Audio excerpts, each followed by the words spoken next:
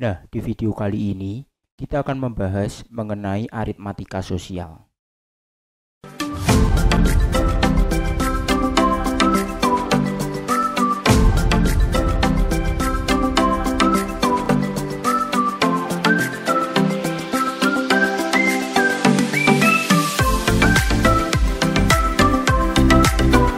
Jangan lupa like, subscribe, dan aktifkan loncengnya.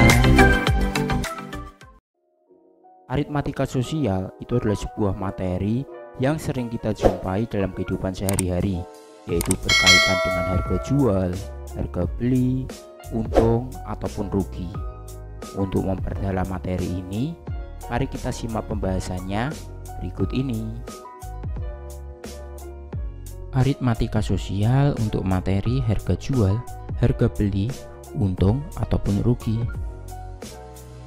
Dalam kehidupan sehari-hari, banyak hal yang berkaitan dengan aritmatika sosial. Contohnya, saat kita berbelanja di pasar atau kita berbelanja di mall. Kegiatan ini berkaitan erat dengan aritmatika sosial, yaitu tentang harga beli, harga jual, untung, ataupun rugi. Istilah dalam aritmatika sosial yang pertama adalah harga beli. Harga beli itu adalah sejumlah uang yang dikeluarkan pedagang untuk pembelian atau pengadaan barang. Harga pembelian sering disebut juga modal. Yang kedua adalah harga jual. Harga jual adalah sejumlah uang yang diterima pedagang dari hasil penjualan barang. Yang ketiga adalah untung. Untung adalah selisih antara harga beli dan harga jual, di mana harga jualnya itu lebih besar daripada harga beli. Jadi untung itu bisa dirumuskan sebagai harga jual dikurangi harga beli. Kemudian yang keempat adalah rugi. Rugi adalah selisih antara harga beli dan harga jual, di mana harga beli atau modalnya itu lebih besar daripada harga jualnya. Rugi bisa dirumuskan harga beli dikurangi harga jual. Catatan, jika harga beli itu sama dengan harga jual, maka kondisi seperti ini disebut sebagai kondisi yang tidak rugi ataupun tidak untung. Kondisi seperti ini juga sering disebut sebagai kondisi yang impas. Untuk lebih memahaminya lagi, kita langsung ke contoh soalnya. Contoh soal yang pertama. Suatu hari, Andi membeli HP dengan harga 400.000. Kemudian dia menjual HP tersebut ke temannya dengan harga 420.000. Pertanyaannya, Andi mengalami untung atau rugi? Berikan alasannya. Kemudian yang kedua, berapa besarnya keuntungan atau kerugian yang dialami Andi?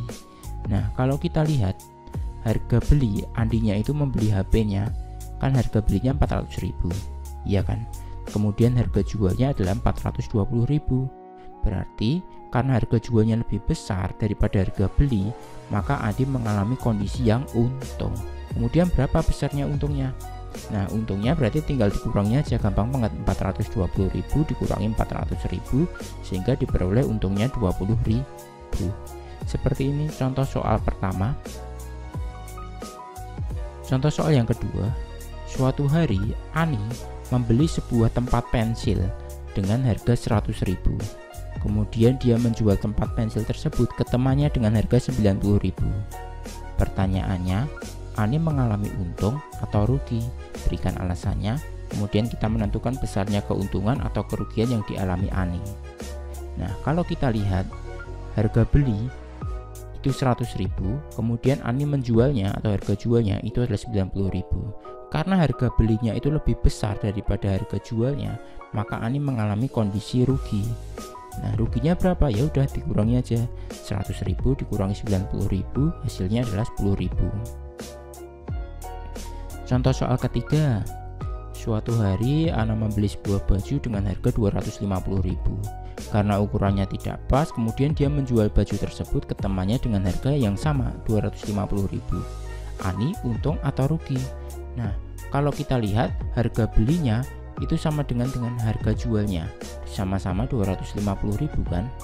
Nah, karena harga beli itu sama dengan harga jual, maka Ana tidak mengalami untung ataupun rugi. Dengan kata lain, Ana mengalami kondisi yang impas. Jadi untungnya 0 rupiah, ruginya juga 0 rupiah, tidak untung, tidak rugi. Menentukan persentase untung ataupun rugi.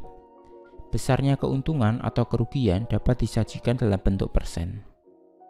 Untuk menentukan persentase untung dan rugi, maka dirumuskan seperti ini. Jadi persen untung, ini persen untung ya, sama dengan untung per harga beli dikali 100%. Atau di buku-buku juga kadang disimbolkan persen U, ini artinya persen untung itu sama dengan untung per harga beli dikali 100%. Ini cuma masalah simbol ya. Kemudian rugi, persen ruginya sama dengan rugi per harga beli dikali 100%. Ini atau disingkat simbolnya persen R itu rugi sama dengan ruginya berapa per harga beli dikali 100%. Untuk lebih memahaminya langsung, kita ke contoh soalnya. Contoh soal yang pertama, yang kayak tadi kan, suatu hari Andi tadi membeli HP dengan harga 400.000, kemudian dia menjualnya 420.000. Kemudian tentukan persentase keuntungan yang diperoleh Andi. Nah, tadi kan kita sudah mencari untungnya itu kan 20.000. Kemudian kita rubah 20.000 ini ke dalam bentuk persen. Kita rubah ke dalam bentuk persen. Ke dalam bentuk persen. Bentuk persen. Nah, bagaimana? Ya udah kayak rumus yang tadi. Jadi persen untung itu sama dengan untung per harga beli kali 100%. Ingat ya, pernya ini per harga beli. Jadi jangan kebalik per harga jual ya, pernya per harga beli. Jadi harga belinya 400.000. Jadi untungnya adalah 20.000 di per 400.000 dikali 100%, sehingga dihitung diperoleh untungnya adalah 5%. Ini kan dicoret 4, kemudian ini dicoret 4, ini nolnya dicoret, kemudian 1/2 dikali 10 kan berarti 5%. Seperti itu ya. Contoh soal yang kedua kayak tadi, tapi soalnya adalah menentukan persentase kerugian yang dialami Ani. Nah, tadi kita sudah tahu bahwa Ani itu rugi 10.000. Kemudian kita rubah 10.000 ini ke dalam bentuk persen. Nah, jadi kayak rumus tadi, persen rugi sama dengan rugi per harga beli kali 100%. Terus kemudian 10.000 per, ingat ya harga beli ya pernya ya, per 100.000 dikali 100%, sehingga diperoleh persen ruginya adalah 10%. Oke, terima kasih. Nah, jadi seperti itu pembahasan di video kali ini. Untuk materi selanjutnya, kita akan simak di video berikutnya. Oke, dadah.